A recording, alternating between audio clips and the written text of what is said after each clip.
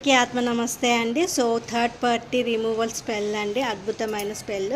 ఏం చేస్తారంటే ఇలాంటిది ఒక గాజు కంటైనర్ తీసేసుకోండి అమ్మ. ఇలా టైట్గా మూతున్న గాజు కంటైనర్ తీసేసుకోండి.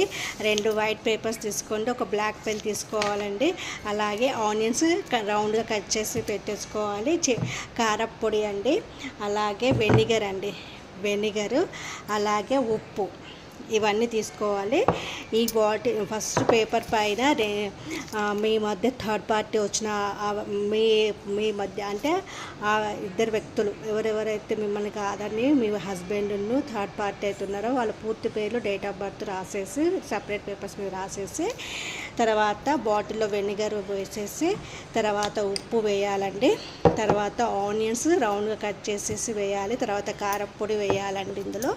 ఇవన్నీ వేసేసి ఈ పేపర్ని కూడా 2 పేపర్స్ని కూడా date of full name, date of birth 2 పేపర్ల మీద రాసేసి అవి 2 పేపర్లను కూడా ఇందులో వేసేసి షఫిల్ చేయాలండి. షఫిల్ చేసి 2 హ్యాండ్స్తో పట్టేసుకొని, నన్ను బాధ పెట్టిన వీళ్ళిద్దరిని మధ్య చాలా గొడవలు జరిగిపోతున్నాయి. చాలా గొడవలు జరిగి ఆర్గ్యుమెంట్స్ జరిగి ఇద్దరు సపరేషన్ అయిపోయారు.